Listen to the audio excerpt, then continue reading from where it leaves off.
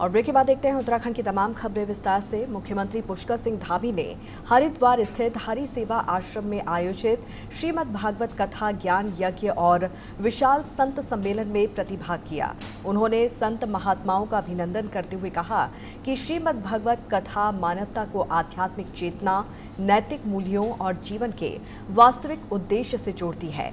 मुख्यमंत्री ने संत समाज को भारतीय संस्कृति और राष्ट्र चेतना का संवाहक बताते हुए सनातन संस्कृति के संरक्षण में उनकी महत्वपूर्ण भूमिका की सराहना की।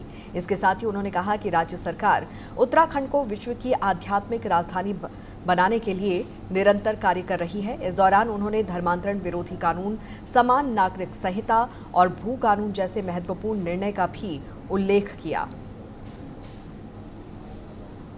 सन्यासी साधु संतों ने ही सनातन की गौरवशाली परंपरा को अक्षुण्ण रखा है और अब हरिद्वार में कुंभ का भी आयोजन हो रहा है और ये इस समय सनातन का गौरव काल चल रहा है।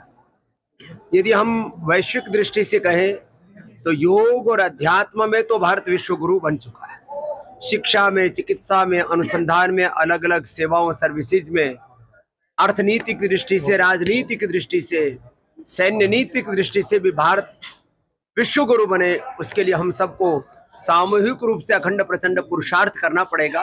तो आज सब संतों ने सबको प्रेरणा दी है, आओ इस सनातन के गौरव काल में इस भारत को विश्व गुरु बनाने के लिए अपने अपनी भूमिका पूरी प्रामाणिकता से निभाओ।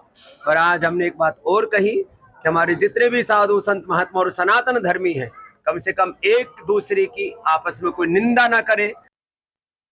स्वामी रामदेव जी महाराज ने सनातन संस्कृति और योग के विषय में संसार में जो प्रकाश आज फैलाया है, उसके लिए वो बधाई के पात्र हैं। और आज पूज्य महामंडलेश्वर हरिचेतन जी महाराज के जन्म दिवस के इस वार्षिक समारोह में जो हरि सेवा आश्रम का समारोह था, जिसमें सभी पूज्य संतों के साथ में उत्तराखंड के मुख्यमंत्री जी भी पधारे, तो हम सब लोगों ने उनको बधाई दिया। इसी प्रकार से श्रीमद् भागवत के माध्यम से और धर्म का जो क्षेत्र है उसमें संतों की बहुत बड़ी भूमिका है।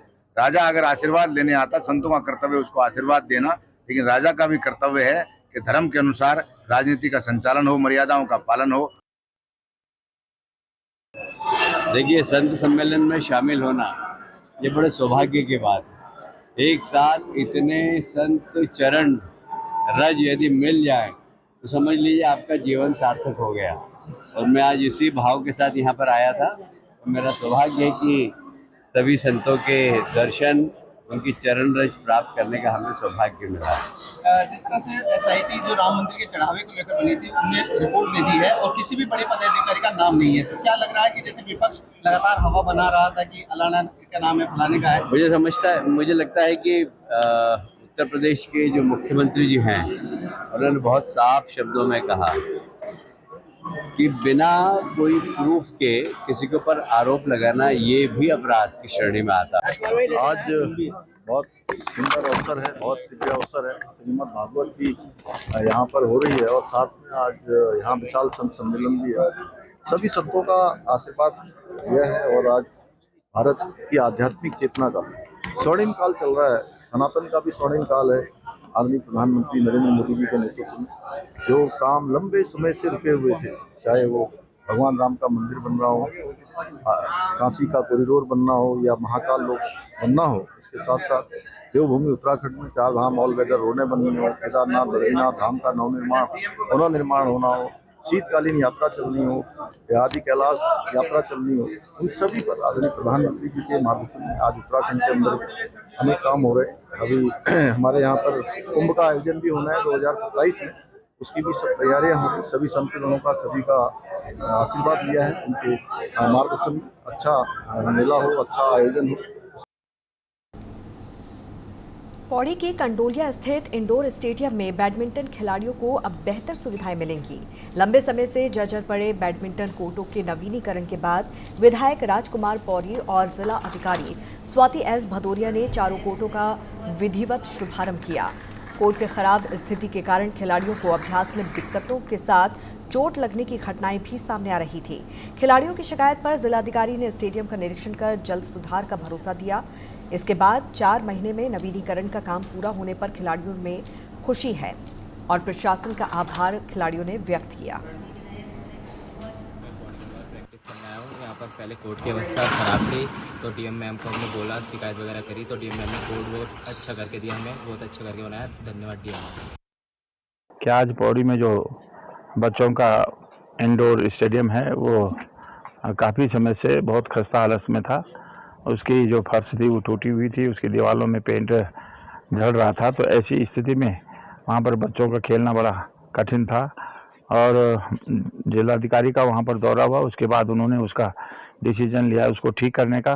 तो बहुत ही सराहनीय कदम जिलाधिकारी के द्वारा लिया गया और आज देखने को मिला कि बहुत सुंदर ढंग से उसको डेकोरेट किया गया है। उसकी फर्श पूरी तरह से नई बनाई गई है और रंग रोगन का कार्य भी बहुत सुंदर हुआ है। तो निश्चित रूप से जो अधिकारी अच्छा काम करते हैं उनकी सराहना होनी चाहिए। और मैं इस अवसर पर अपने आज जो उद्घाटन कार्यक्रम था उसका, ये स्टेडियम जो है आज से बच्चों के लिए समर्पित हो गया है। यहाँ पौड़ी में जो हमारा इंडोर बैडमिंटन कोर्ट था, जिसमें 4 बैडमिंटन कोर्ट्स हैं, उसकी हालत काफ़ी ख़राब हो गई थी और बच्चों द्वारा भी इसकी मांग की जा रही थी कि वहाँ का जो वुडन फ्लोर है वो पूरा ख़राब हो चुका था, जिसके कारण बच्चे भी उसमें गिरकर चोटिल हो रहे थे और वो पूरी स्थिति बहुत ही जर्जर हो चुकी थी। तो इसके दृष्टिगत यहाँ पे उसके पूरे रेनोवेशन का एक प्रोजेक्ट टेकअप किया गया, जिसमें पूरी वुडन फ्लोरिंग को चेंज करा गया, उसकी मैटिंग आदि को चेंज किया गया, उसमें रंग रोगन का पूरा कार्य कराया गया, जो हमारी लाइटिंग आदि के अरेंजमेंट्स है उसको बेहतर किया गया, पीने के पानी आदि की व्यवस्था की गई और पूरे बिल्डिंग का ही एक सौंदर्यीकरण किया गया। तो उसके संबंध में आज माननीय विधायक जी भी उपस्थित थे और वहाँ पे उसका उद्घाटन भी किया गया और जो वहाँ के बच्चे इंटरेक्ट भी किया गया और उनके साथ उनका इंट्रोडक्शन लेकर उनके सुझाव आदि भी प्राप्त किए गए। तो अब ये मुझे उम्मीद है कि ये जो पौड़ी के जो लोकल बच्चे हैं उनके लिए एक बहुत ही अच्छा प्रशिक्षण का केंद्र बनेगा। कांग्रेस नेता दीपक भट्ट ने सल्ट विधानसभा क्षेत्र में लगातार बिजली कटौती की शिकायतों को लेकर प्रेस वार्ता की। उन्होंने बताया कि ग्रामीण क्षेत्रों में लंबे समय से बिजली आपूर्ति बाधित हो रही है, जिससे लोगों को परेशानी हो रही है। इस संबंध में बिजली विभाग से सुधार की मांग की गई है। उन्होंने चेतावनी दी है कि यदि जल्द समाधान नहीं हुआ तो ग्रामीणों के साथ मिलकर आंदोलन किया जाएगा। बिजली कटौती का जो है मामला कुछ ज़्यादा बड़ा है, इसकी शिकायतें जगह जगह से आ रही हैं। हमारे द्वारा जो है विद्युत विभाग के कर्मचारियों से भी इस विषय में वार्ता करी गई है कि क्या नाम कहते हैं, आप लोगों की जो समस्या आ रही है इसका निराकरण कराया जाए और शीघ्र ही अगर विद्युत विभाग के कर्मचारी इस दिशा में कुछ ठोस पहल नहीं करते हैं तो ग्रामीणों को लेकर भी इसके विषय में एक बृहद आंदोलन जो कराया जाएगा और जो भी समस्या है उनका निराकरण के लिए हम लोग प्रयास करेंगे। रुड़की में जन निर्माण पार्टी की राष्ट्रीय अध्यक्ष सोनिया शर्मा ने एक भव्य जनसभा के दौरान अपनी नई राजनीतिक पार्टी जन निर्माण पार्टी के गठन की औपचारिक घोषणा की। कार्यक्रम में भारी संख्या में लोगों की मौजूदगी रही। सोनिया शर्मा ने कहा कि पार्टी विकास, शिक्षा, स्वास्थ्य और रोजगार जैसे जनहित के मुद्दों को प्राथमिकता देगी और आम जनता की आवाज को मजबूती से उठाएगी। इस दौरान खानपुर विधायक उमेश कुमार शर्मा ने भी पार्टी को समर्थन देते हुए इसके उद्देश्यों की सराहना की। तो वहीं समर्थकों ने जोरदार नारेबाजी कर नई राजनीतिक पहल का स्वागत किया। पार्टी की घोषणा से क्षेत्रीय राजनीति में नई हलचल तेज हो गई है। पार्टी मैंने जैसे कि बताया कि राष्ट्रीय पार्टियों का विरोध करने के लिए ये पार्टी बनाई गई है, क्योंकि आपने देखा चाहे भाजपा हो या कांग्रेस हो, पिछले 25-26 साल से पिछले 25-26 साल से हमारे उत्तराखंड में कांग्रेस या भाजपा यही 2 पार्टियां हैं और उसके बाद भी भ्रष्टाचार चरम पे है और कोई पारदर्शिता नहीं है, ना तो विभागों में ना सरकार की नीतियों में।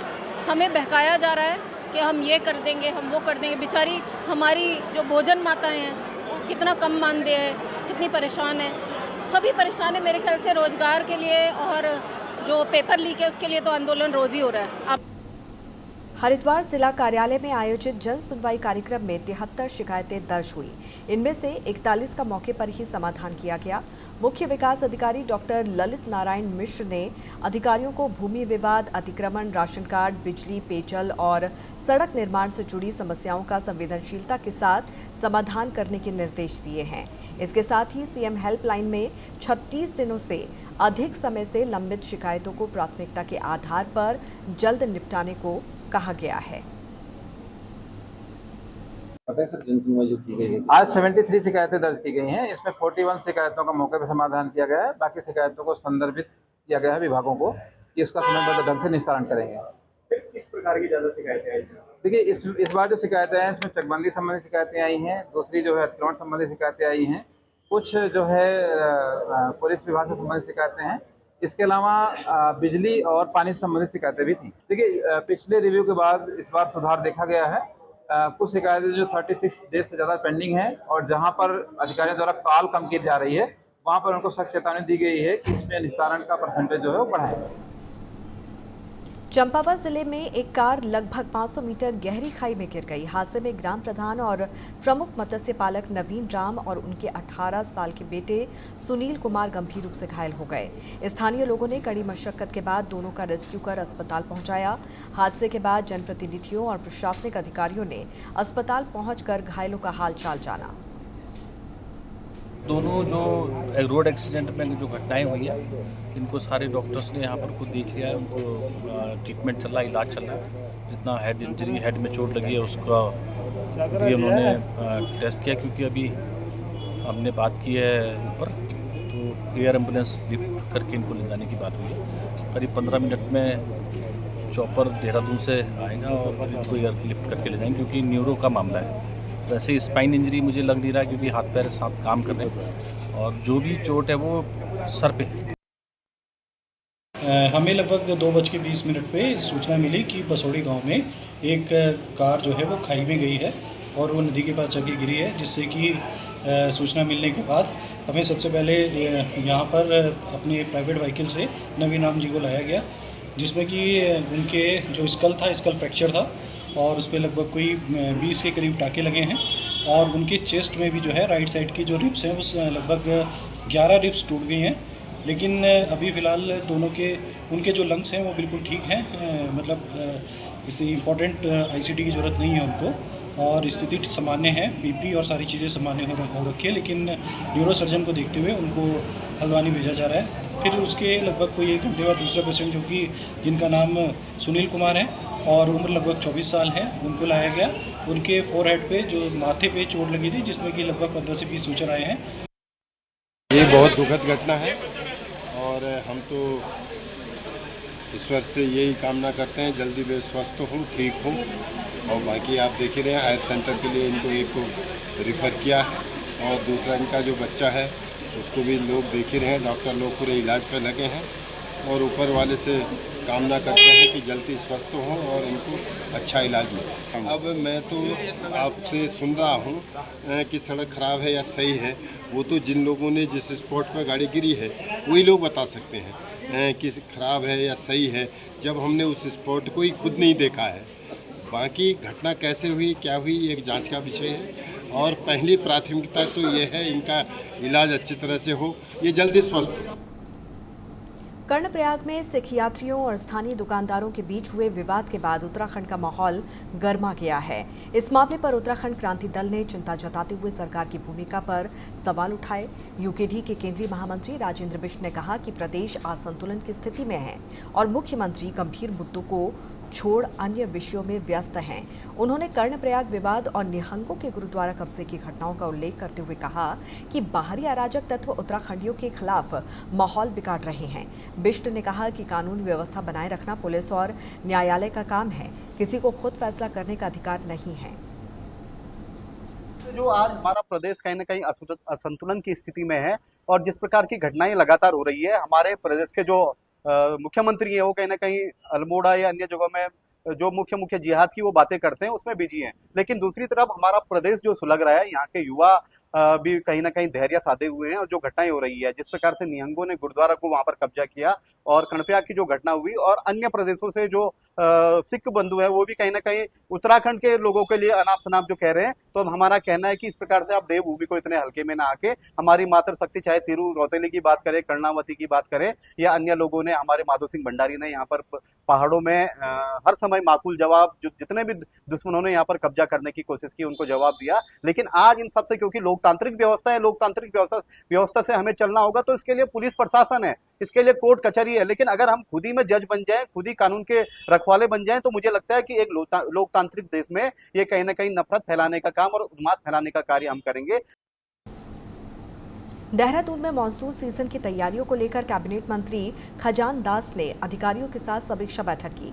उन्होंने सफाई, नालों की सफाई, पेयजल व्यवस्था और सड़कों की स्थिति की जानकारी दी। मंत्री ने सभी विभागों को आपसी तालमेल से काम करने और जरूरी कार्य वक्त पर पूरा करने के निर्देश दिए।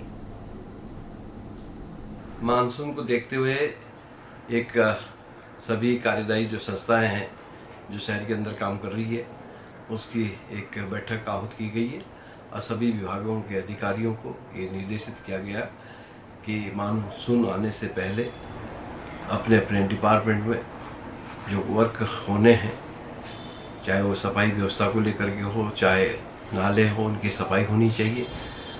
जो सड़कें खुदी हुई है उसको ठीक किया जाए, ये आज निर्देशित किया गया है ताकि समय पे काम अगर होगा तो फिर जो आने वाला मानसून है, क्योंकि बहुत बड़ी आपदाएं भी आती है, परेशानियां भी होती है, शहर के अंदर पानी भरता है, पानी का निकास सही हो, सही तरीके से हो और सफाई की व्यवस्था दुरुस्त हो, ये उनको आज निर्देशित किया गया है। हरिद्वार में ऑल इंडिया धनगर समाज महासंघ ने प्रदेश अध्यक्ष मनोज धनगर के नेतृत्व में आम जन की सुविधा और बेहतर परिवहन व्यवस्था की मांग को लेकर एडीएम के माध्यम से जिला अधिकारी को ज्ञापन सौंपा। ज्ञापन में सिडकुल, रोशनाबाद, बिहारीगढ़ मार्ग और बीएचईएल क्षेत्र से होकर परिवहन निगम की बसें शुरू करने की मांग की गई। मनोज धनगर ने कहा कि क्षेत्र में सार्वजनिक परिवहन की सुविधा जरूरी है। एडीएम ने आश्वासन दिया है कि ज्ञापन जिलाधिकारी और संबंधित विभाग को आवश्यक कार्रवाई के लिए भेज दिया गया है। ऑल इंडिया धनगर समाज महासंघ के द्वारा एक ज्ञापन प्रेषित किया गया है, जिसमें उनके द्वारा ये कहा गया है कि बिहारीगढ़ से लेकर और जो रोशनाबाद का एरिया है, यहाँ पे इंडस्ट्रियल गतिविधियाँ जो बड़ी हैं, तो यहाँ पे पब्लिक ट्रांसपोर्ट की मांग उनकी है। उनके द्वारा ये डिमांड की गई है कि परिवहन निगम की बसें यहाँ से चलें, तो इसका परीक्षण करवाकर और ये जो है डिमांड इनकी, ये परिवहन निगम को प्रेषित कर दी जाएगी। जहाँ पर ट्रिपल इंजन की सरकार है, देश में भी बीजेपी की गवर्नमेंट है, प्रदेश में बीजेपी की गवर्नमेंट है, और यहाँ पर जो हमारी विधानसभा 26 भेल रानीपुर है, इसमें भी लगातार बीजेपी के एमएलए हैं तीसरी बार से, लगभग 15 वर्षों से। लेकिन उसके बावजूद भी जो रानीपुर की जो समस्याएं हैं, जो बहुत नज़दीकी से जिनको देखा जाना चाहिए था, जैसे पब्लिक ट्रांसपोर्ट है हमारा, दुर्भाग्य का विषय ये है कि हमारे क्षेत्र के अंदर, रानीपुर के अंदर सबसे ज़्यादा आबादी का घनत्व बढ़ा है, लेकिन उसके उपरांत भी जो हमारे विधायक हैं उनका इसकी तरफ कोई नज़र नहीं है। अभी हमारे जो रानीपुर के लोग हैं वो महंगी यात्रा करने को विवश हैं। आप देख रहे हैं लगातार पेट्रोल डीजल की जो कीमतें हैं वो लगातार बढ़ती जा रही हैं। ऐसे में हमें एक डिमांड हमने की है कि भाई हमारे जो रानीपुर के अंदर है वो पब्लिक ट्रांसपोर्ट होना चाहिए। पहले भी, पूर्व में भी यहाँ पर जो है पब्लिक ट्रांसपोर्ट हुआ करता था, बीएचईएल की बसें चला करती थी, रुड़की से लेकर के सेक्टर 2 बैरियर को, और सेक्टर 2 बैरियर से लेकर के औरंगाबाद तक जो है बसें संचालित की जाती, 3-3, 4-4 बसें संचालित की जाती थी। जबकि आज आबादी का घनत्व बढ़ गया है, लगातार बढ़ता जा रहा है। रुड़की की झबरेड़ा विधानसभा क्षेत्र के नेनेड़ा और अनंतपुर गांव में आयोजित सदस्यता ग्रहण कार्यक्रम में भीम आर्मी और आज़ाद समाज पार्टी को बड़ा समर्थन मिला। कार्यक्रम में सैकड़ों युवाओं और बुजुर्गों ने पार्टी की सदस्यता ली।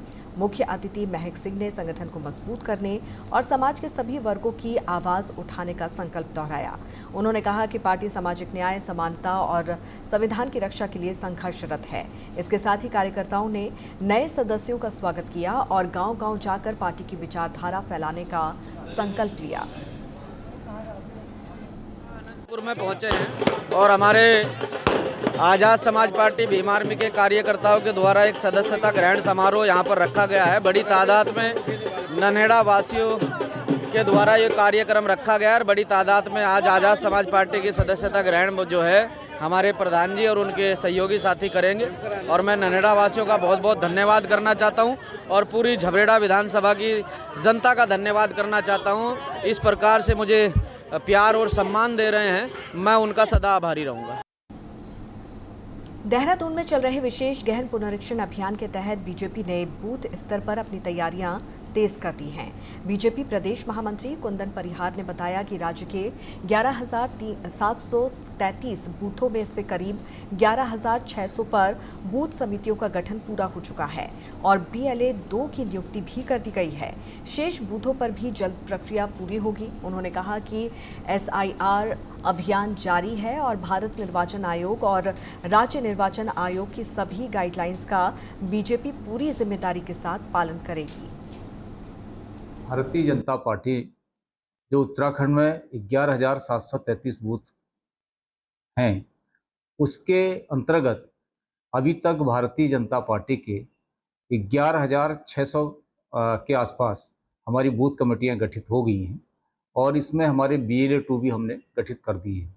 जिन बूथों में हमारे अभी तक बूथ कमेटी गठन नहीं हुआ है, उन बूथ कमेटियों में भी हम शीघ्र उनका गठन करेंगे और वहाँ पर BLA 2 की भी नियुक्ति हम लोग कर लेंगे।